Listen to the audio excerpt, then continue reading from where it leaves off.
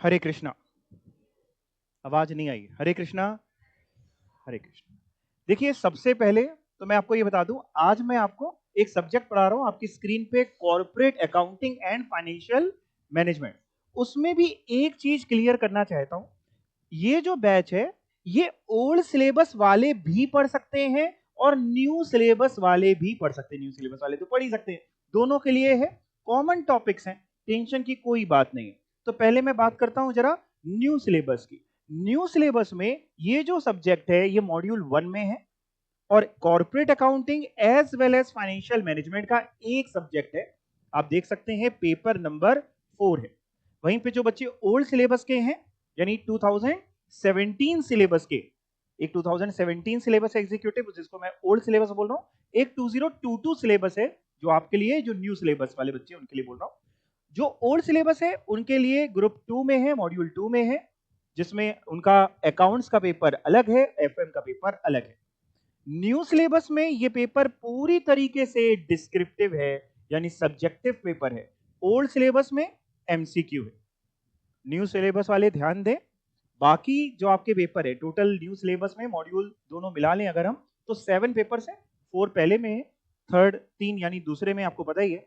बाकी सब में 20% एमसीक्यू है, 80% आपका सब्जेक्टिव है, डिस्क्रिप्टिव पेपर है। लेकिन इसमें ना इंस्टीट्यूट ने कह रखा है कि कॉर्पोरेट अकाउंटिंग फाइनेंशियल मैनेजमेंट में पूरा का पूरा पेपर डिस्क्रिप्टिव है, यानी सब्जेक्टिव है। इसमें एक भी एमसीक्यू न्यू सिलेबस में आपको नहीं मिलने वाला। अगर एज अ टीचर मेरा नजरिया समझिए, तो देखिए वैसे होता क्या है, हर 5 साल में आमतौर पे कोर्स चेंज करता है इंस्टीट्यूट। तो ऐसा नहीं है कि आज पहली बार इन्होंने इसको डिस्क्रिप्टिव किया है। इससे पहले एमसीक्यू, उससे पहले अगर जाए पीछे तो पहले भी डिस्क्रिप्टिव था, वो भी हम लोगों ने पढ़ाया हुआ है।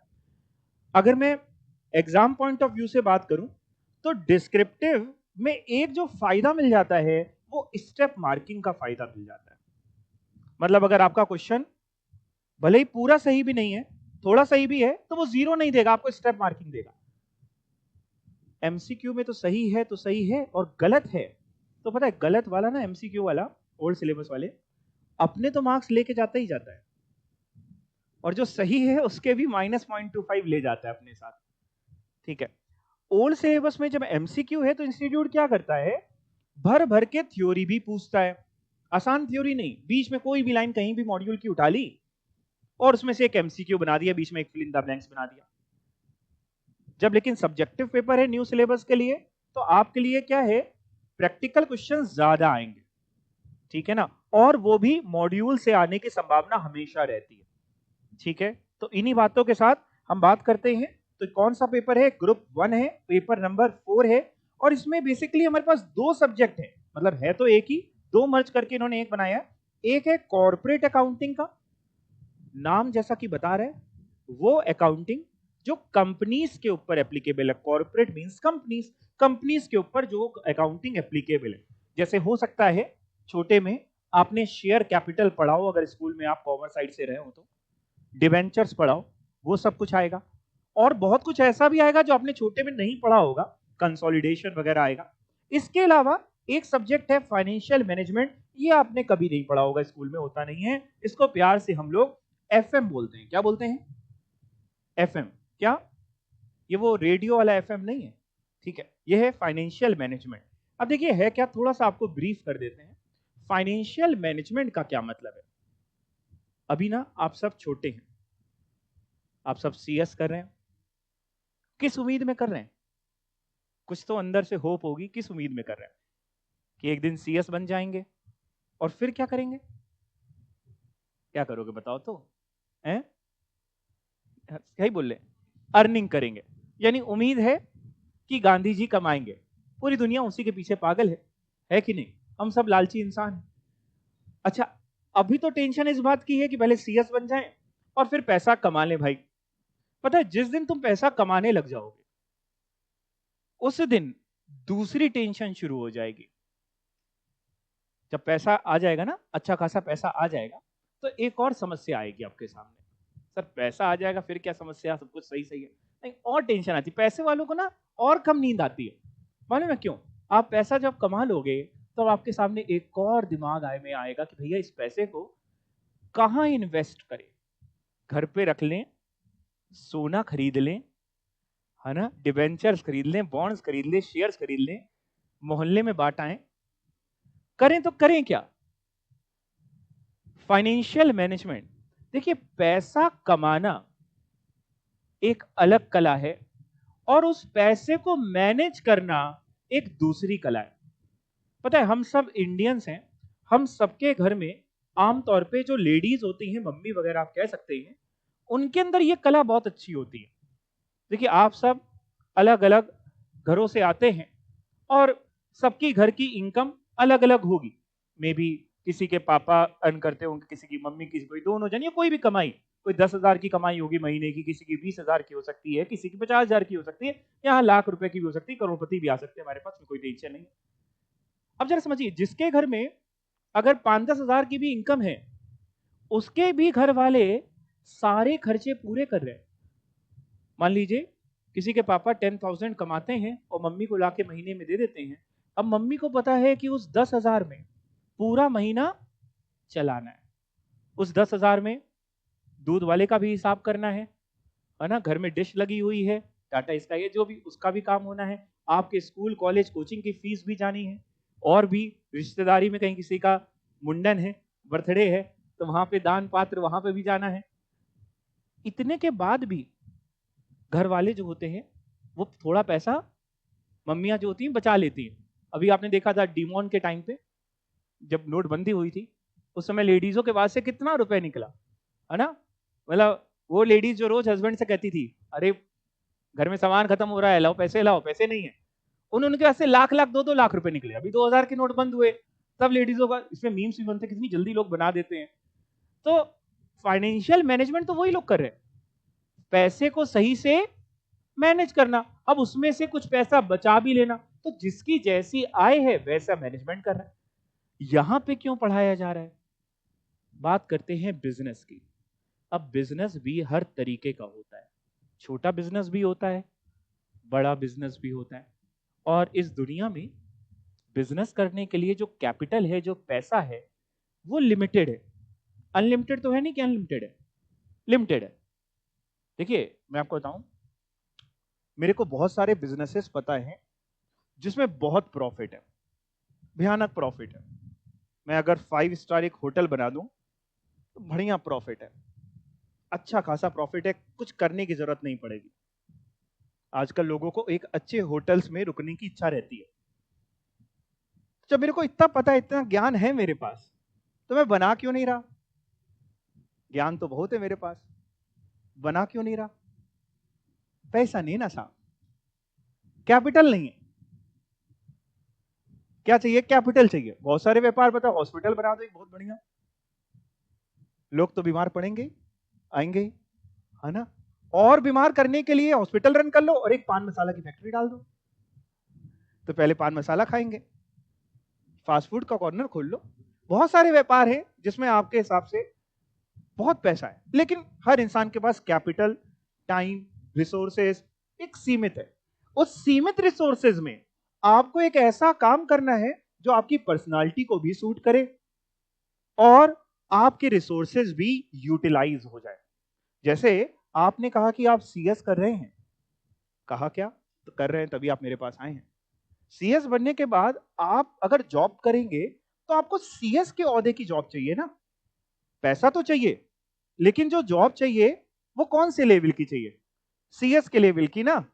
अब मान लो ऐसा थोड़ी ना आप काम करने लगोगे, कंपनी वाला कह रहा है कि हम आपको 1 लाख रुपए महीना देंगे, आपको फाइल उठा के इधर से उधर पहुंचानी है। आपका कोई इसलिए सीएस किया था क्या आपने? तो हर इंसान को पैसा चाहिए, दूसरा अपने मुताबिक, अपने हिसाब से, अपनी काबिलियत के हिसाब से काम चाहिए। सेम है व्यापार, व्यापार में आपके पास जो पैसा है उसको आप कैसे मैनेज करें, ये है फाइनेंशियल मैनेजमेंट। बहुत ही इंटरेस्टिंग सब्जेक्ट है, बहुत ही इंटरेस्टिंग। कॉर्पोरेट अकाउंटिंग से ज्यादा इंटरेस्टिंग सब्जेक्ट जो है वो फाइनेंशियल मैनेजमेंट है। ऐसा नहीं कि अकाउंटिंग बोरिंग है, बट अकाउंट तो छोटे में आपने थोड़ी बहुत देखी है, और देखी क्या है, आपकी बाउंस भी मारती थी, है ना? पता नहीं टीचर क्या शेयर कैपिटल में एंट्री समझाता रहता था, अच्छा, एंट्री फिर भी समझ में आ जाती थी। फोर फीचर जब आता था तब आपका दिमाग फोरफीट होने लगता था। और उसमें अगर प्रो राटा आ जाए, ऐसा कुछ नाम सुना था आपने, प्रो राटा, तो आप अपने बाल नोचने लगते थे। तो खैर वो सब आएगा, उसको हम लोग अच्छे से पढ़ेंगे। अभी मैं पहले आपको बाइफरकेशन बता दूं। एक तो पार्ट 1 कॉर्पोरेट अकाउंटिंग है, पार्ट 2 फाइनेंशियल मैनेजमेंट है, और इंस्टीट्यूट ने इस पे बाइफरकेशन भी दिया है कि 60 मार्क्स की कॉर्पोरेट अकाउंटिंग है। देखिए मैं बताता हूं आपको,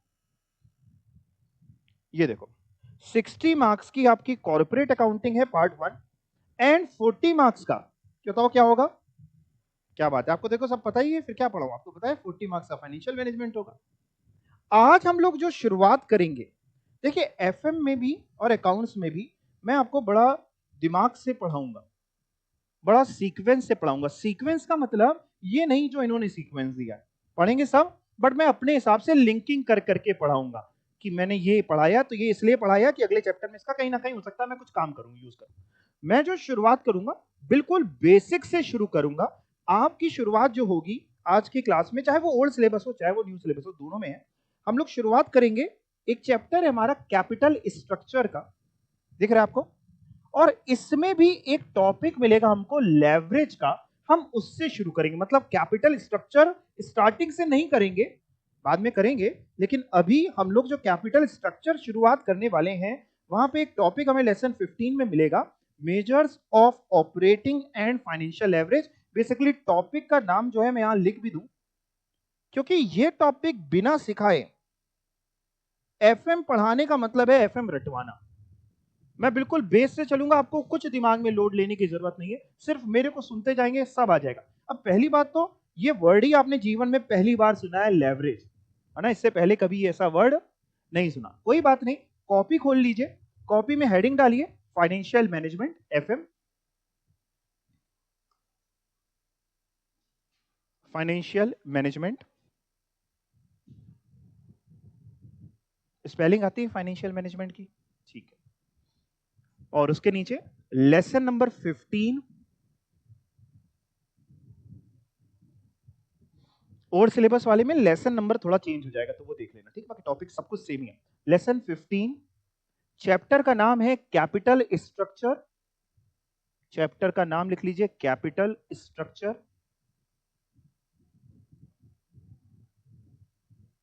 और नेक्स्ट लाइन में टॉपिक लिख लीजिए लेवरेज, टॉपिक लेवरेज, LEVERAGE,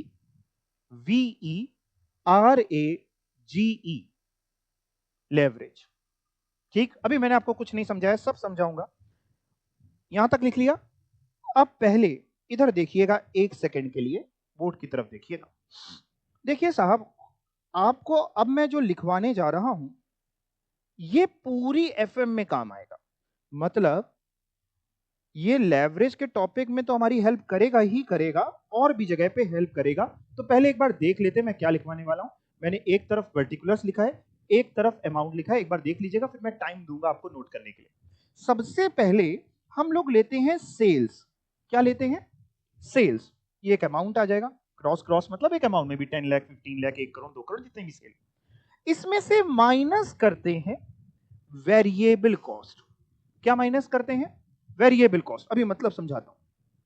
जब हम सेल्स में वेरिएबल कॉस्ट माइनस करते हैं तो जो फिगर बचती है वो कहलाती है कंट्रीब्यूशन, और हम कंट्रीब्यूशन में माइनस करते हैं फिक्स्ड कॉस्ट। क्या माइनस करते हैं? फिक्स्ड कॉस्ट माइनस करते हैं, तो आता है ईबीआईटी। सर ये क्या, कौन से देश की भाषा है? चलिए मैं आपको सब समझाता हूं, ध्यान से सुनते जाना, अभी नोट ना करना, पहले सुनना। देखिए आमतौर पे दो तरीके की कॉस्ट होती है, दो तरीके की कॉस्ट होती है। मतलब मान लीजिए मेरा ये पेन बनाने की फैक्ट्री है, मैं ये पेन मैन्युफैक्चर करता हूं, तो पेन बनाने के लिए मेरे खर्चे भी आते होंगे, कॉस्ट आती होगी, लागत। आमतौर पे वो लागत दो तरीके की होती है, एक वेरिएबल कॉस्ट होती है और एक फिक्स्ड कॉस्ट होती है। दोनों में अंतर क्या होता है वो समझाता हूं। देखिए इस पेन को बनाने के लिए लेट्स से जो भी मेटल, प्लास्टिक, निब, इंक, ये सब जो भी चाहिए होता है, ये सब होती है वेरिएबल कॉस्ट। मतलब मान लीजिए एक पेन को बनाने के लिए ₹2 का रॉ मटेरियल लगता है, सारे रॉ मटेरियल मिला के मान लो ₹2 का रॉ मटेरियल लगता है। तो अगर हम एक पेन बनाएंगे तो ₹2 की वेरिएबल कॉस्ट आएगी, ₹2 का रॉ मटेरियल लगेगा। 2 पेन बनाएंगे ₹4 का रॉ मटेरियल लगेगा। 3 पेन बनाएंगे ₹6 का। 5 पेन बनाएंगे ₹10 का। 10 पेन बनाएंगे तो ₹20 का। पेन नहीं बनाएंगे तो 0। यानी वेरिएबल कॉस्ट वो कॉस्ट होती है जो वेरी करती है, चेंज होती है अकॉर्डिंग टू प्रोडक्शन। आप जितना ज्यादा प्रोडक्शन बढ़ाएंगे, इन टोटल वेरिएबल कॉस्ट उतनी ज्यादा बढ़ती जाएगी। नहीं बनाएंगे नहीं आएगी। वहीं पे एक होती है फिक्स्ड कॉस्ट। कौन सी cost? Fixed cost. Fixed cost जैसा कि नाम बता रहा है फिक्स्ड रहती है। फॉर एग्जांपल मेरी फैक्ट्री का रेंट, मैंने फैक्ट्री प्रीमाइसेस जो है, प्रीमाइसेस वही बिल्डिंग को प्रीमाइसेस बोल रहा हूं मैं, प्रीमाइसेस मैंने रेंट पे ले रखी है, ₹1,00,000 का रेंट है। अब मैं अगर एक पेन बनाता हूं पूरे महीने में तो रेंट कितना जाएगा? ₹1,00,000 का। अच्छा 10 पेन बनाऊं तो 1,00,000, 100 पेन बनाऊं तो 1,00,000, और अगर इस महीने मैंने कोई काम नहीं किया, घूमने चला गया हिमालय, तो भी रेंट जाएगा 1,00,000। रेंट हो गया, मैनेजर की सैलरी हो सकती है, और भी बहुत सारे फिक्स्ड आइटम हो सकते हैं। तो फिक्स कॉस्ट बेसिकली प्रोडक्शन के साथ आमतौर पे चेंज नहीं होती। फिक्स कॉस्ट प्रोडक्शन के वॉल्यूम के हिसाब से, वॉल्यूम मींस क्वांटिटी, वॉल्यूम को यहां पे आवाज नहीं बोल रहे, वॉल्यूम को क्या बोलते हैं हम लोग? क्वांटिटी। वॉल्यूम के हिसाब से यानी क्वांटिटी के हिसाब से चेंज नहीं रहती। Irrespective of quantity fix cost same रहती, बट वेरिएबल कॉस्ट वेरी करती है अकॉर्डिंग टू प्रोडक्शन। तो हम क्या करते हैं, हमें अगर अपना प्रॉफिट निकालना है तो हम कौन सी कॉस्ट को माइनस करें? वेरिएबल माइनस करें कि फिक्स्ड माइनस करें कि दोनों माइनस करें? दोनों ही खर्चे, कौन सी माइनस करें? दोनों। जब हम सेल में वेरिएबल कॉस्ट भी माइनस कर देते हैं, फिक्स कॉस्ट भी माइनस कर देते हैं, तो मेरा प्रॉफिट आ जाता है। छोटे में जिसको हम प्रॉफिट बोल रहे थे, बड़े में इसी को मैं ईबीआईटी बोल ले रहा हूं। ईबीआईटी का मतलब होता है, इसका फुल फॉर्म होता है, मैं सब लिखवा दूंगा आपको, इसका फुल फॉर्म होता है earning before interest and tax. Earning यानी कमाई, कुछ लोग अर्निंग बोलते हैं, कुछ लोग पीबीआईटी बोलते हैं, एक ही चीज होती है। पीबीआईटी होता है profit before interest and tax, मतलब बिना इंटरेस्ट माइनस करे। इंटरेस्ट कैसे में भी हो सकता है, अपने लोन वोन पे काम कर रहे हो, लोन लेके पैसा पे काम कर रहे हो, ब्याज जाता है, बिना इंटरेस्ट माइनस करे, बिना टैक्स माइनस करे जो प्रॉफिट आता है वो कहलाता है EBIT, earning before interest and tax. तो मेरी तरफ देखिए, सबसे पहले सेल लेते हैं, सेल में माइनस करते हैं वेरिएबल कॉस्ट, तो जो बचता है उसको हम लोग एक सुंदर सा नाम देते हैं। क्या नाम देते हैं? कंट्रीब्यूशन। क्या नाम देते हैं? यानी उसको हम लोग सलमान खान नहीं बोलते, उसका एक नाम क्या है? कंट्रीब्यूशन। अच्छा इसका नाम कंट्रीब्यूशन क्यों दिया गया, सलमान खान क्यों नहीं दे दिया गया? इसका नाम कंट्रीब्यूशन इसलिए दिया गया क्योंकि ये कंट्रीब्यूट करता है टूवर्ड्स फिक्स कॉस्ट। मतलब मान लीजिए फॉर एग्जांपल, अगर मान लीजिए मेरी सेल जो है वो 100 लाख की है, वेरिएबल कॉस्ट 20 है, फिक्स कॉस्ट मेरी 50 है, तो मेरा कंट्रीब्यूशन कितना है? सेल 100 है, वेरिएबल कॉस्ट 20 है, जरा माइनस करो 80 का। ये 80 का मेरा कंट्रीब्यूशन है, फिक्स कॉस्ट 50, तो मेरा ईबीआईटी है, मेरा प्रॉफिट बोल रहे आपके लिए, तो प्रॉफिट कितना है?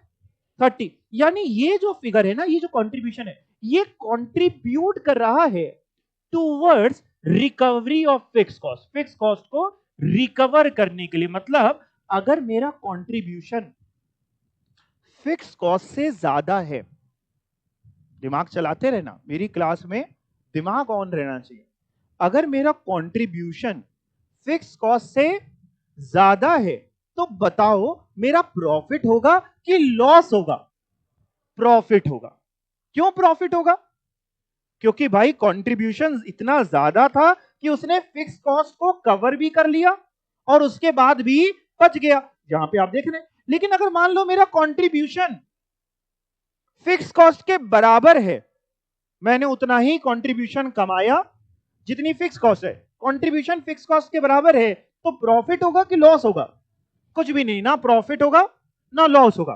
बेसिकली ऐसे पॉइंट पे जहां ना प्रॉफिट होता है ना लॉस होता है। देखिए जितना किताब में ज्ञान है वो तो मैं आपको दूंगा ही दूंगा, उसके अलावा मेरे को अगर आप सुनते रहेंगे तो मैं आपको एक्स्ट्रा ज्ञान बहुत सारा दे सकता हूं। जो ना प्रॉफिट होता है ना लॉस होता है, ऐसे पॉइंट को हम लोग बोलते हैं break even point. Break even point, break even point मतलब वो सिचुएशन जहां पे ना ही नीदर प्रॉफिट नॉर लॉस, और अगर आपका कंट्रीब्यूशन फिक्स कॉस्ट से भी कम है तो लॉस होगा। इसीलिए इसको नाम दिया गया कंट्रीब्यूशन, क्योंकि ये कंट्रीब्यूट करता है towards recovery of fix cost, and amount remaining after recovery of fix cost will be termed as profit और ईबीआईटी। तो सिंपल है, sale less variable cost contribution less fix cost EBIT. Sir इतना ही होता है? नहीं, आगे भी होता है, इसलिए मैंने कहा पहले पूरा सुन लो। आगे क्या होता है सर, आगे सुनो, इसको मैं हटाता हूं फिर आपको पूरा एक ही बार में नोट करने के लिए दूंगा। अब क्या होता है बेटा, इस ईबीआईटी में से हम लोग माइनस करते हैं इंटरेस्ट। क्या माइनस करते हैं? इंटरेस्ट। सर इंटरेस्ट कैसा? इंटरेस्ट कैसा? हमें इंटरेस्ट क्यों देना पड़ रहा है? हमने क्या किया होगा कि इंटरेस्ट देना पड़ रहा है? लोन वगैरह लिया होगा, हमारी जो कैपिटल है उसके लिए लोन लिया होगा, किसी भी चीज के लिए हमने लोन लिया, तो हमें बदले में क्या देना पड़ रहा है? ब्याज। जब हम ब्याज भी माइनस कर देते हैं तो जो फिगर बचती है वो कहलाती है ईबीटी। है सर ये ईबीटी क्या है? गैस करो क्या होगा इसका फुल फॉर्म? क्या होगा ईबीटी का? अर्निंग बिफोर टैक्स, यानी इसमें अब इंटरेस्ट भी माइनस हो गया। अब जो ये ईबीटी आता है ना, इस पे गवर्नमेंट कहती है हमको कुछ दो। क्या चाहिए गवर्नमेंट को? टैक्स। भाई हमारा पैसा लेंगे गवर्नमेंट, तभी तो गवर्नमेंट अपना सुधार कर पाएगी, मतलब अपना मतलब देश का सुधार, बाहर घूमने जा पाएंगे, मतलब देश वाले जो भी हैं, है ना? अब आप समझ रहे हैं मेरी बातें? तो भाई इस पे अपने को देना पड़ता है टैक्स, यानी इसमें हम माइनस करते हैं क्या? टैक्स। जो भी है जितना भी है वो टैक्स माइनस होता है। जब टैक्स माइनस हो जाता है तो जो फिगर बचती है वो कहलाती है ईएटी। अब ये एटी क्या होगा? वो था अर्निंग, ईबीटी जो था अर्निंग बिफोर टैक्स था, ईए क्या होगा? क्या बात है, तुम लोग को तो एफएम आ गई। अर्निंग आफ्टर टैक्स, यानी टैक्स के बाद इतना बचा। अच्छा जो टैक्स के बाद बचा ये किसको मिलता है? सर ये किसका मुनाफा है? कंपनी का मालिक कौन होता है? Share holder. कौन से शेयर होल्डर? इक्विटी। अच्छा एक बात बताओ, दो तरीके के वैसे शेयर होल्डर होते हैं, एक इक्विटी शेयर होल्डर होता है और एक प्रेफरेंस शेयर होल्डर होता है। पहले जो डिविडेंड मिलता है वो किसको मिलता है? प्रेफरेंस शेयर होल्डर को। किसमें से मिलता है? ईएटी में से, यानी अर्निंग आफ्टर टैक्स में। दो लोग लाइन लगा के खड़े हैं, एक प्रेफरेंस वाले और उसके पीछे इक्विटी वाले। तो पहले इसमें हम क्या माइनस करें? प्रेफरेंस का डिविडेंड, यानी लेस प्रेफरेंस डिविडेंड। मतलब प्रेफरेंस में जो भी शेयर कैपिटल उन्हें जो डिविडेंड बनेगा, जैसे प्रेफरेंस शेयर कैपिटल है 10 लाख रुपए की, 10% डिविडेंड का रेट है, तो 10 लाख का 10% 1 लाख रुपए का डिविडेंड है, डिविडेंड माइनस होगा, शेयर कैपिटल नहीं माइनस हो रही। क्या माइनस हो रहा है?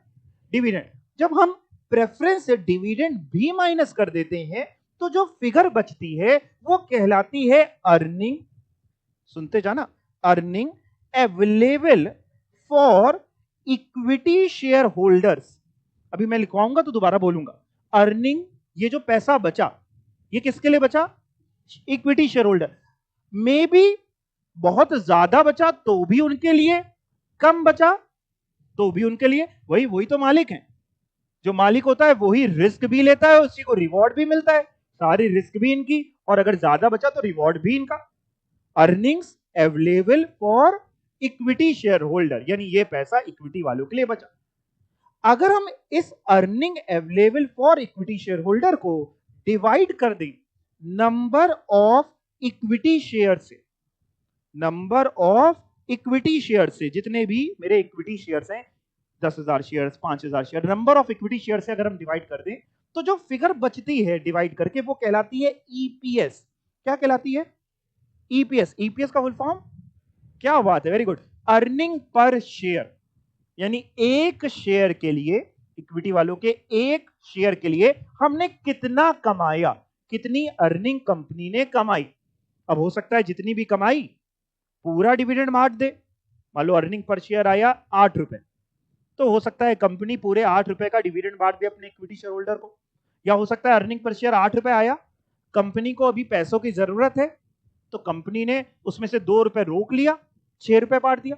वो तो कंपनी की डिस्क्रिप्शन पे कि कंपनी कितना बांट रही है और कितना रोक रही है। बांटना समझते हैं, रोकना समझते हैं? चलिए आपको इसको भी समझा दे। देखिए, कोई भी व्यापार, कोई भी बिजनेस बड़ा कैसे बनता है? कोई भी बिजनेस बड़ा कैसे बनता है? रातों रात बड़ा नहीं बनता। बड़ा कैसे बनता है? मान लो एक किसी ने एक बहुत छोटी सी शॉप खोली, मान लो एक गुमटी खोली। गुमटी समझते हैं? हाँ, है ना, पान मसाले की गुमटी टाइप होती है ना, समझते हैं? उसने एक बहुत छोटी सी शॉप खोली, गुमटी खोली, कुछ भी मान लीजिए। उसमें उसने थोड़ा पैसा लगाया, जितना उसके पास था थोड़ा पैसा लगाया, और उसमें से उसने 10,000 रुपए कमाए महीने के। अब वो बंदा क्या करेगा? 10,000 क्या पूरा खर्चा कर डालेगा? 10,000 में अपनी जरूरत के लिए, अपना घर चलाने के लिए 5-6 हजार, मान लो 6,000 उसने निकाल लिया, बचे हुए 4,000 और इन्वेस्ट कर देगा बिजनेस में। तो और सामान उठा लाएगा और रखने लगेगा। अभी 4 तरीके की चीजें रखता था, अब 2-3 चीजें और रखने लगेगा। फिर कमाएगा, फिर थोड़ा खर्चा करेगा, फिर इन्वेस्ट कर देगा उसी में।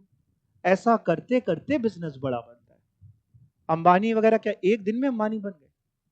है जी, धीरू भाई अंबानी पैदा ही ऐसे नहीं, मेहनत करी उन्होंने, धीमे करते करते बड़ा बनता है व्यापार। सेम है company, company business.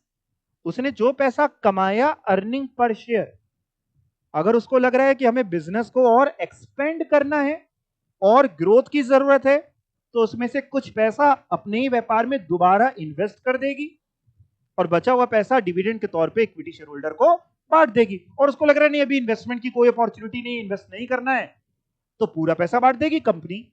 Board of director decide करते कितना बांटना है, कितना नहीं बांटना है। तो मैं वापस पूरी टेबल पे आता हूं, फिर से समझते हैं। सबसे पहले मेरी तरफ देखते जाइएगा या आप इधर देखते जाइएगा। सबसे पहले सेल लेते हैं। क्या लेते हैं? सेल। सेल्स में हम माइनस करते हैं वेरिएबल कॉस्ट। जब हम वेरिएबल कॉस्ट माइनस करते हैं तो आता है कंट्रीब्यूशन। कंट्रीब्यूशन में फिक्स्ड कॉस्ट माइनस करते हैं। बोलते रहिएगा, ये आपको याद करना है। ये अगर याद हो गया ना दिमाग में, एफए में बहुत जगह काम है। फिक्स कॉस्ट जब माइनस कर देते हैं तो आता है EBIT, earning before interest and tax. Earning before भी लिखवाऊंगा तो फुल फॉर्म फिर बोलूंगा, earning before interest and tax. EBIT में माइनस होता है इंटरेस्ट। क्या माइनस होता है पहले? इंटरेस्ट। जब इंटरेस्ट भी माइनस हो जाता है तो बचता है ईबीटी, अर्निंग बिफोर टैक्स। उसमें से सरकार कहती है पहले हमको दे दो, क्या दे दो? टैक्स। इनकम टैक्स ले जाती है, यानी लेस होता है टैक्स। तो बचता है अर्निंग आफ्टर टैक्स, कि टैक्स के बाद इतना बचा। जैसे ही टैक्स के बाद की फिगर आती है, कटोरा लेके कौन आ जाते हैं? हाँ, मतलब कटोरा तो ऐसे ही उतारे नमक मसाला के लिए, यानी प्रेफरेंस का डिविडेंड बांटा जाता है प्रेफरेंस शेयर होल्डर को। तो लेस होता है प्रेफरेंस डिविडेंड। जब प्रेफरेंस डिविडेंड माइनस कर देते हैं तो जो बचता है वो कहलाती है earnings available for equity share holder. बहुत बड़ा नाम है, इसको कोई और नाम दे दे, बबलू बोल ले इसको, कुछ और बोल ले? नहीं, अच्छा ये बोलते हैं अर्निंग्स, क्या याद करो, earnings available for equity share holder. और अगर हम इसको डिवाइड कर दे नंबर ऑफ इक्विटी शेयर से, तो अर्निंग पर शेयर। भाई देखो, earning available for equity share holder, ये टोटल अर्निंग इक्विटी वालों के लिए अवेलेबल है। इसको डिवाइड कर दे अगर हम जितने इक्विटी शेयर्स हैं, नंबर ऑफ इक्विटी शेयर्स है, तो एक शेयर की अर्निंग आ जाएगी ना। अर्निंग पर शेयर मतलब एक शेयर के लिए कितना कमाया। पता है, मजाक मजाक में आपने एक चीज तो एग्जाम के लिए सीखी ली। मान लो एक बहुत बड़ा सा क्वेश्चन वो देता है और कहता है ईपीएस निकालो, अर्निंग पर शेयर निकालो। आप शुरू हो जाएंगे, फॉर्मेट आपके पास होगा, फॉर्मेट लिखेंगे पर्टिकुलर अमाउंट से less variable cost contribution less fix cost EBIT less interest EBT less tax EAT less preference dividend, अगर है तो। अगर है ही नहीं प्रेफरेंस डिविडेंड तो आप लिखना चाहें तो लिखें, ना लिखना चाहें तो ना लिखें। लिखेंगे भी तो जीरो लिख देंगे। तो less preference dividend, earning available for equity share holder, divide by number of equity share, earning per share. चला गया दिमाग में? अब नोट कर लो। तो दो कॉलम बनाओ, एक पर्टिकुलर्स का, एक अमाउंट का। अमाउंट का छोटा बनाना क्योंकि उसमें ज्यादा कुछ अभी लिखना ही नहीं है।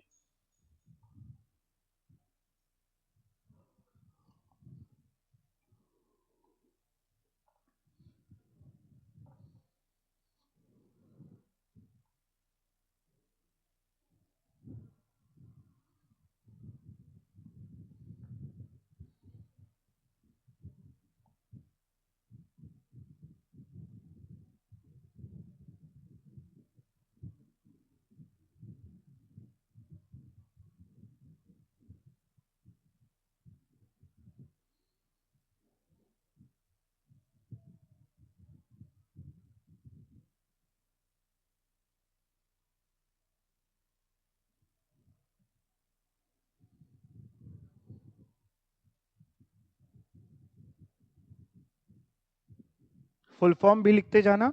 सेल्स लेस, मैंने वीसी लिखा है, आप लिखना पूरा लिखना, वेरिएबल कॉस्ट, वेरिएबल कॉस्ट। फिर आएगा कंट्रीब्यूशन, सेल्स में जब आप वेरिएबल कॉस्ट माइनस कर देंगे तो कंट्रीब्यूशन आएगा। कंट्रीब्यूशन में लेस फिक्स कॉस्ट तो ईबीआईटी आएगा, और ब्रैकेट में फुल फॉर्म लिख लो, earnings before interest and tax, earnings before interest and tax.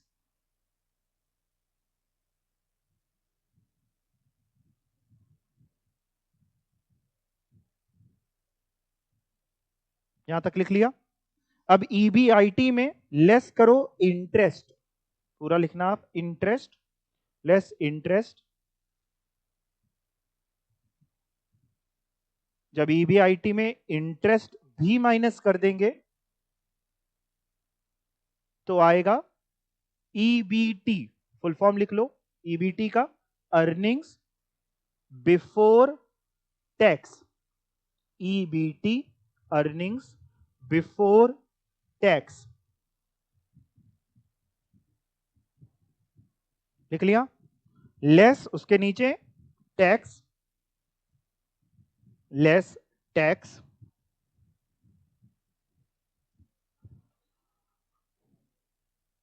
जब टैक्स भी माइनस कर देंगे तो आएगा EAT, earnings after tax, earnings after tax. EAT का फुल फॉर्म लिख लो, अर्निंग्स आफ्टर टैक्स।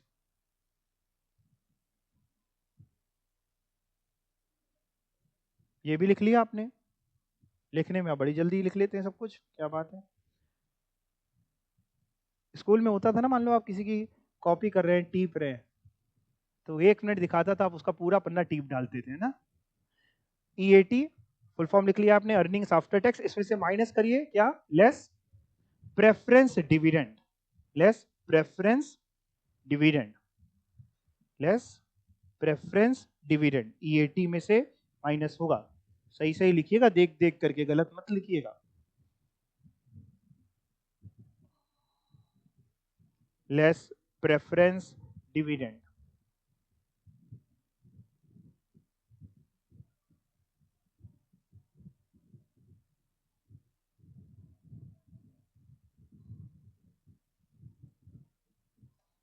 लिख लिया। तो जो बचा उसको क्या बोलेंगे, नहीं अभी अर्निंग पर शेयर कहां से आ गया, अभी बचा earnings available for equity share holder, यानी प्रेफरेंस डिविडेंड माइनस करने के बाद जो आएगा वो कहलाएगा earnings available for equity share holders, earnings available for equity share holders. इसको डिवाइड करेंगे नंबर ऑफ, किसे डिवाइड करेंगे, नंबर ऑफ इक्विटी शेयर से, नंबर ऑफ इक्विटी शेयर से, तो आ जाएगा ईपीएस, फुल फॉर्म लिख लो, earning per share, earning per share.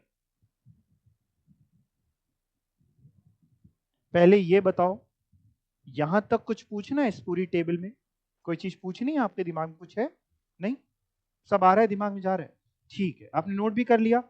अब चलो जरा आगे समझो,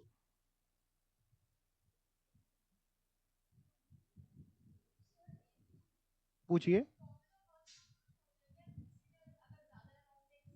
हाँ जी बिल्कुल, अगर क्या कहते हैं, लेट्स से आपका जैसे मान लीजिए कंट्रीब्यूशन आपका कम है, फिक्स कॉस्ट ज्यादा है, तो जो ईबीआईटी आएगा ये नेगेटिव फिगर आने लगेगी, ब्रैकेट लगा देंगे, ब्रैकेट मतलब नेगेटिव फिगर यानी लॉस। या फिर ईबीआईटी जितना है, इंटरेस्ट उससे ज्यादा है, तो ईबीटी नेगेटिव फिगर आएगी, लॉस आएगा। तो वो तो कुछ भी हो सकता है, ठीक है ना, प्रॉफिट भी हो सकता है, व्यापार है, व्यापार में जरूरी थोड़ा ना कि हमेशा प्रॉफिट हो, बिजनेस में तभी तो रिस्क है, प्रॉफिट भी हो सकता है और लॉस भी हो सकता है, बनने वाले बन भी जाते हैं और डूबने वाले डूब भी जाते हैं, ठीक है। अब मेरी बात को ध्यान से सुनना, मैं अभी आपसे ईबीआईटी तक की बात कर रहा हूं, आप मत इरेज कर देना जितना आपने लिखा है, आप पढ़ा रहने देना, ठीक है। बाकी ये हटा देता हूं भी मैं। चलो ऊपर वापस, यहां इतना ही दिख रहा है आपको, ओके। मैं केवल अभी पहले इतनी टेबल की बात करता हूं, sales less variable cost, contribution less fix cost, EBIT, ठीक है ना। मान लीजिए एक सज्जन थे जिनका नाम था सज्जन, मिस्टर क्या नाम था उनका, मिस्टर सज्जन। और मिस्टर सज्जन का एक बिजनेस था, बहुत अच्छे से मेहनत करके बिजनेस करते थे। उन्होंने आपको कुछ फिगर्स बताई, उनकी इस बार सेल्स हुई लेट्स से 100 की। ये फिगर में भी आप इन लैक्स एज्यूम कर लो, इन करोड़ कर लो, इन थाउजेंड, जो मन है वो कर लो, मतलब 100 रुपए ना मानना, है ना, इन लैक्स इन करोड़ कुछ भी। छोटी रकम लेने से क्या होता है, जल्दी समझ में आता है।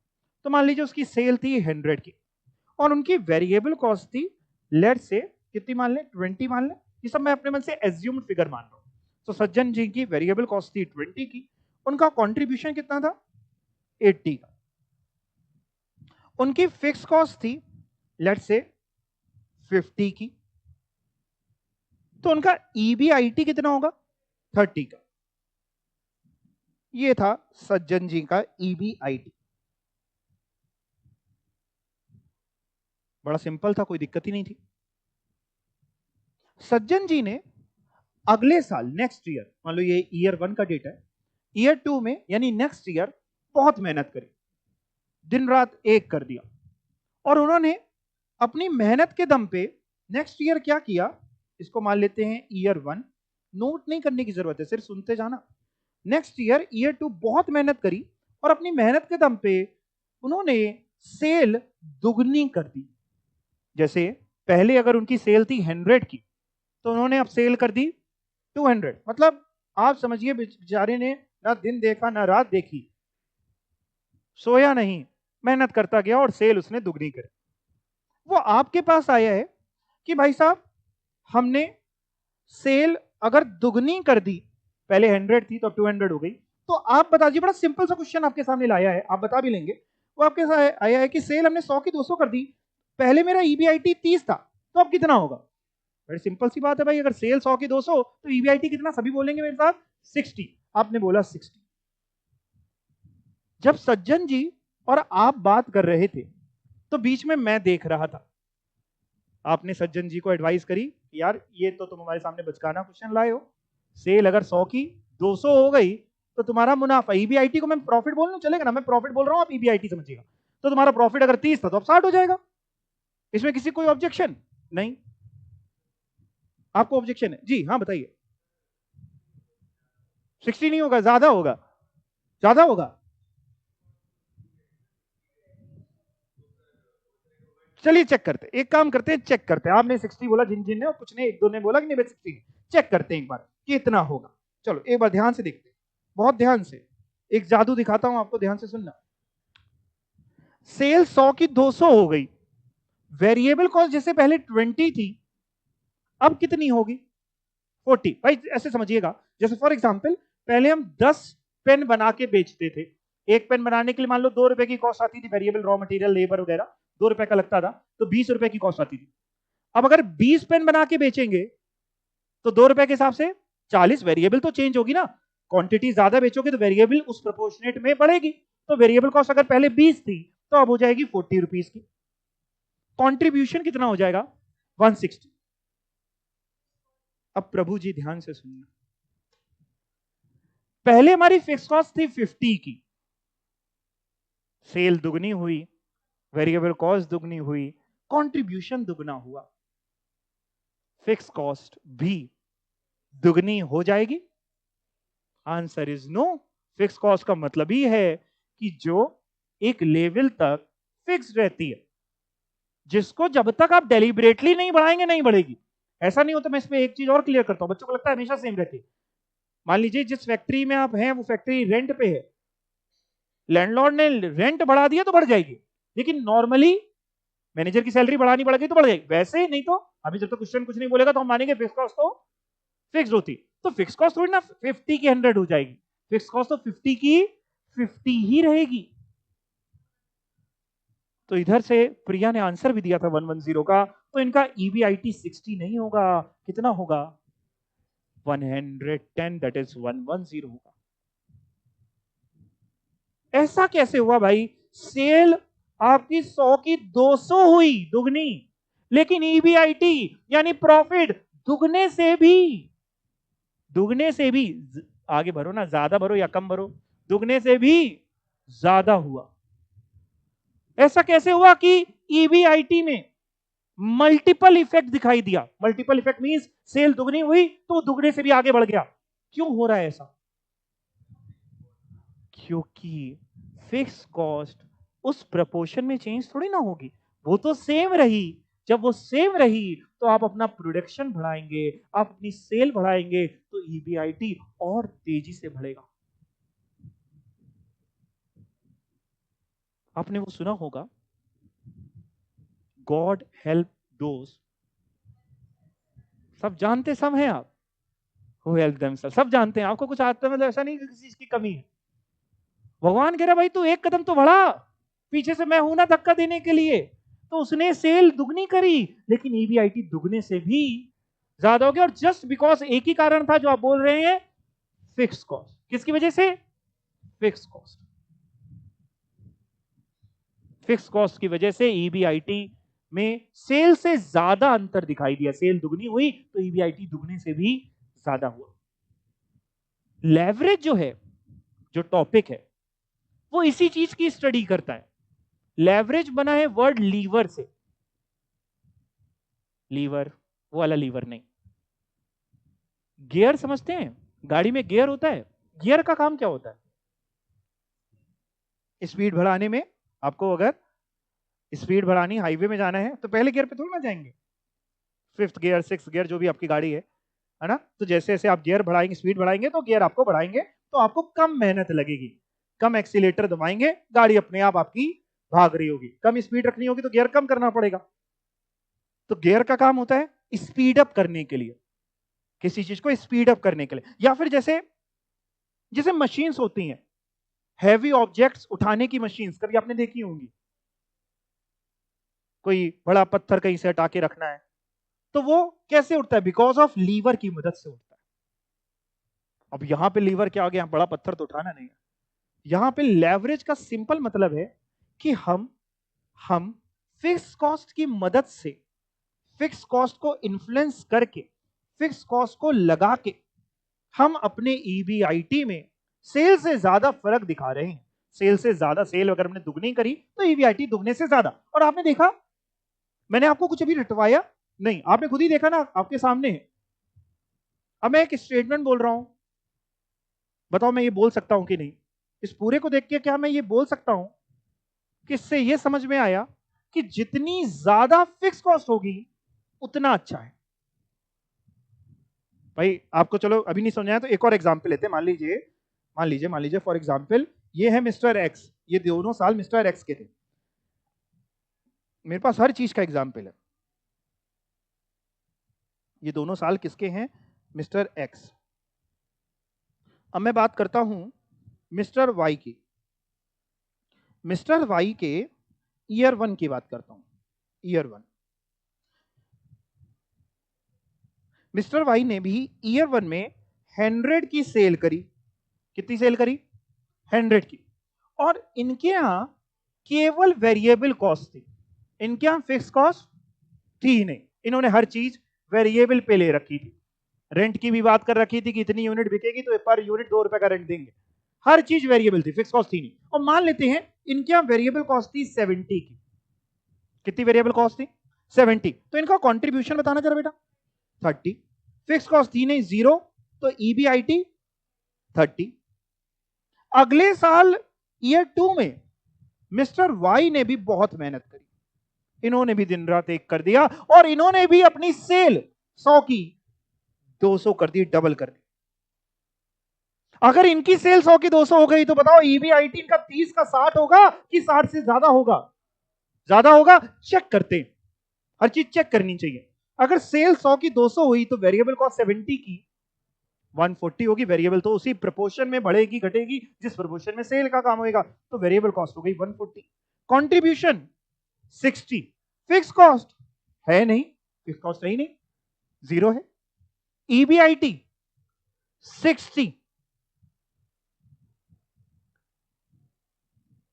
मिस्टर वाई बैठ के फूट फूट के रो रहे हैं। उन्होंने जब मिस्टर एक्स के खाते देखे तो मिस्टर वाई के आंसू छूट गए।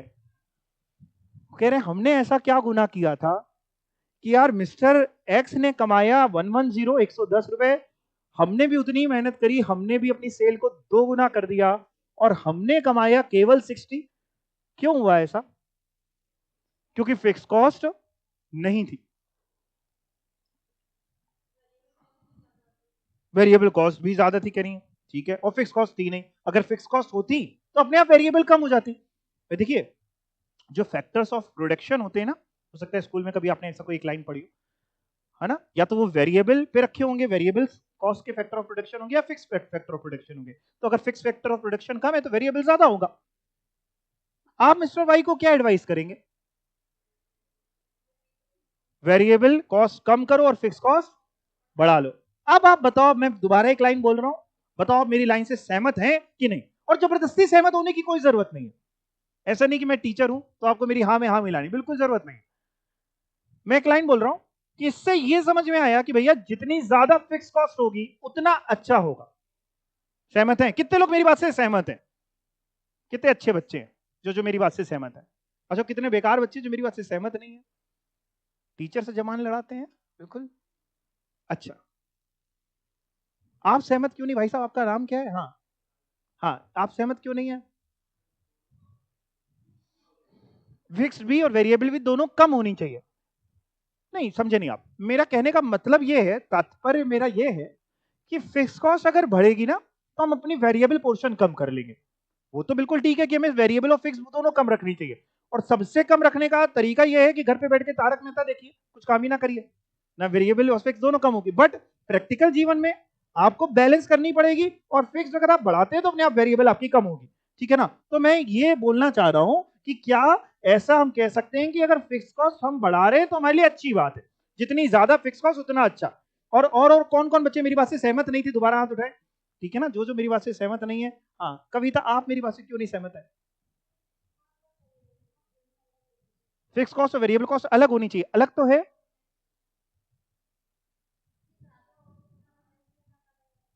जितनी ज्यादा होगी तो मतलब फिक्स कॉस्ट कम होनी चाहिए कि ज्यादा होनी चाहिए? मिनिमम होनी चाहिए। मिनिमम का मतलब कम ही होता है। हम कम बोल रहे हैं, आप मिनिमम बोल रहे हैं।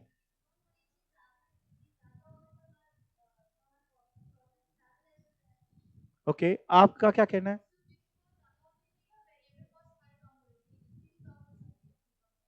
फिक्स कॉस्ट ज्यादा और वेरिएबल, यही तो मैं भी बोल रहा था, तो आप मेरी बात से सहमति तो हैं? ठीक है, चलो चलो, मैं अपनी लाइन को फिर चेंज करता हूं, देखते हैं अब आप सहमत होती कि नहीं। मेरी लाइन को मैं चेंज कर रहा हूं इनके कहने पे कि फिक्स कॉस्ट जितनी ज्यादा उतनी अच्छा, तो अपने आप वेरिएबल कम हो जाएगी। अब आप सहमत हैं? अब कम हो जाएगी ना, हम कहते हो कम हो जाएगी, आप यही तो कह रहे हैं। आप डिप्लोमेटिक बातें कर रहे हैं, हम तो स्ट्रेट फॉरवर्ड पूछ रहे हैं। देखिए, आप गोल मटोल जैसे नेता लोग बातें करते हैं, है ना, वैसी बातें नहीं करनी अपने को straightforward. Fix cost simple सी बात है, फिक्स कॉस्ट जितनी ज्यादा उतनी अच्छी कि जितनी कम उतनी अच्छी? जितनी ज्यादा उतनी अच्छी। चलिए आगे समझते हैं, पिक्चर अभी बाकी है मेरे दोस्त। 5 मिनट आपका और लूंगा आज की क्लास के लिए। देखिए, किसी भी चैप्टर को पढ़ने के लिए पहले उसका बेस जरूरी है। जब दिमाग में बेस पहुंच जाएगा ना, आपको एक एक लाइन बिल्कुल क्रिस्टल क्लियर होती जाएगी, ठीक है? मान लीजिए ईयर 3 आया, तीसरा साल, और मान लीजिए तीसरा साल अपने साथ कोरोना ले आया। कोरोना तो आके चला गया, मान लेते हैं कि थर्ड ईयर कोविड आ गया, लॉकडाउन हो गया, और लॉकडाउन होने की वजह से मिस्टर एक्स की जो सेल हुई, 0 मान लू? चलो चलो, 0 नहीं मानता, मान लो ईयर 1 की जितनी सेल थी उसकी आधी हुई ईयर 3 में। मैं जो रेड पेन से लिख रहा हूं ये मिस्टर एक्स का है, बाद में जो ग्रीन पेन से लिखूंगा वो मिस्टर वाई का है। मान लो अगर आधी सेल हुई, तो पहले सेल थी 100, तो अब सेल कितनी हुई ईयर 3 में? 50। वेरिएबल कॉस्ट 20 थी पहले, तो 10, कंट्रीब्यूशन 80 था तो 40, फिक्स कॉस्ट वो तो 50 ही रहने वाली है। ईबीआईटी लॉस हो गया, कितना लॉस हो गया? -10, यानी 10 रुपीज का लॉस है, 10 का लॉस है। मिस्टर वाई की बात करते भाई, सेम सब पे इंपैक्ट आया था। मिस्टर वाई को या छूते तो थे नहीं कि इन पे इंपैक्ट ना है। मिस्टर वाई ईयर 3 किससे कंपेयर कर रहे हैं? ईयर 1 का मान लो आधा ईयर 3 में हुआ। ईयर 1 में इनकी सेल थी 100, ईयर 3 में 50 हुई। वेरिएबल कॉस्ट पहले 70 थी तो अब 35, कंट्रीब्यूशन 15, फिक्स कॉस्ट थी नहीं 0, प्रॉफिट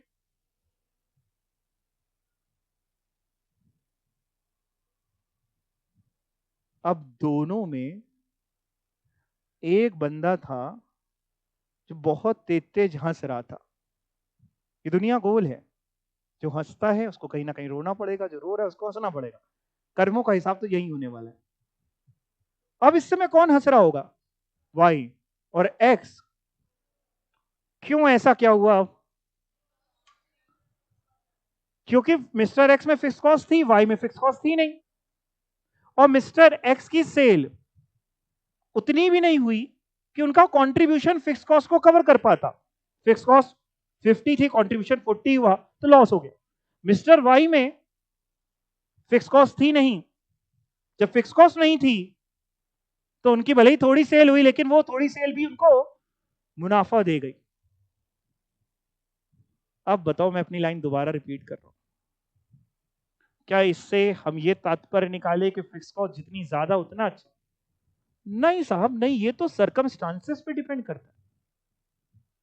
अगर आप बूम पे हैं, सेल बढ़ रही है, सब कुछ ऊपर जा रहा है, तो फिक्स कॉस्ट जितनी ज्यादा उतना आपके लिए अच्छा है। लेकिन on the other side market में रिसेशन है, चीजें गिर रही हैं, सेल उतनी नहीं है, फिक्स कॉस्ट आपको धोखा दे जाएगी। कोविड काल में बहुत सारे व्यापार बंद हो गए, बहुत सारे बिजनेसेस बंद हो गए। उसका एक बहुत बड़ा कारण था फिक्स कॉस्ट, क्योंकि रेवेन्यू ना के बराबर हो गया, रेवेन्यू कम हो गया। उस समय तो भाई एसेंशियल चीजें ही केवल बिक रही थी। अब उस समय आप नई स्कूटी थोड़ी ना खरीदेंगे, उस समय खाना पीने का इंसान सामान खरीद रहा था, है ना, सैनिटाइजर खरीद रहा था वेट करके, 4-4 10-10 बार डिटॉल से हाथ धो रहा था। आप समझ रहे हैं बात को? ऐसे में बहुत सारे व्यापारी जिनकी फिक्स कॉस्ट बहुत ज्यादा थी, सेल थी नहीं, तो वो लॉसेस में जाने लगे, जेब से पैसा जाने लगा। जेब से पैसा कोई कितना दे पाएगा? 1 महीना, 2 महीना, 6 महीना, जिसकी जैसी सामर्थ्य। बहुत सारे लोगों को अपना व्यापार फोर्सफुली बंद करना पड़ा। उसका एक बहुत बड़ा कारण थी फिक्स कॉस्ट, क्योंकि अगर फिक्स कॉस्ट नहीं होती तो आपको व्यापार मजबूरन बंद ही नहीं करना पड़ता। स्टाफ की सैलरी बहुत से लोगों ने नहीं दी, लेकिन बहुत से लोगों ने दी, ये समझ के इंसानियत के नाते भैया उनका भी घर है। इसका मतलब ये है कि फिक्स कॉस्ट 100 की सीधी एक बात, फिक्स कॉस्ट ना बहुत ज्यादा अच्छी है ना बहुत कम। जैसे दाल में नमक, नमक अगर कम होगा तो मजा नहीं आएगी, और अगर आपने एक कटोरी दाल में 1 किलो नमक डाल दिया तो भी मजा आप खा ही नहीं पाएंगे स्वाद अनुसार। सेम है फिक्स कॉस्ट, जितना आप झेल पाए, डिपेंड करती है industry to industry, factory to factory. Leverage chapter हमको यही सिखाएगा, लेवरेज चैप्टर हमें यह सिखाएगा कि फिक्स कॉस्ट का ईबीआईटी पे क्या इंपैक्ट पड़ेगा। यानी सेल में अगर हम चेंज करें, सेल में कोई भी चेंजेस करें, may be upward may be downward, तो ईबीआईटी कितनी तेजी से चेंज होगा, अपवर्ड या डाउनवर्ड कितनी तेजी से चेंज होगा, ये चैप्टर यही सिखाता है। बात समझ में आई? आज की क्लास में आपका केवल काम जो है घर पे वो ये है कि मैंने जो आज पूरा बोला है उसको घर जाकर के कमरा बंद कर लेना और आधा घंटा सोचना। ठीक है, उससे आपका दिमाग भी तेज होगा और मेरी क्लास को सोचना। ऐसा नहीं कि दोबारा आपने यूट्यूब चला के बैठ गए, ठीक है, नहीं, दोबारा रिकॉर्डेड नहीं, सोचना एक बार, ठीक है। और उसके बाद जब आप आधा घंटा सोच लेना, फिर क्या करना, फिर ना थोड़ा सा थ्योरी पढ़ के आना, ताकि अगली क्लास में मैं पढ़ाऊंगा तो बट आपको ज्यादा समझ में आएगा। तो आप ये पढ़ के आना है। कहां से सर? यहां से, measures of operating and financial leverage से कहां तक पढ़ के आना, बस एक ही पन्ना, ये आप पहला पन्ना यही पढ़ा है ना। इसमें अगर आपको घर से पढ़ोगे 95% नहीं समझ में आएगा, लेकिन 5% भी अगर समझ में आ गया आपको तो ठीक है, कोई दिक्कत नहीं, बाकी 95 के लिए मैं बैठा हूं। ठीक है, कोई डाउट है आज की क्लास में? नहीं, चलिए, thank you so much, bye.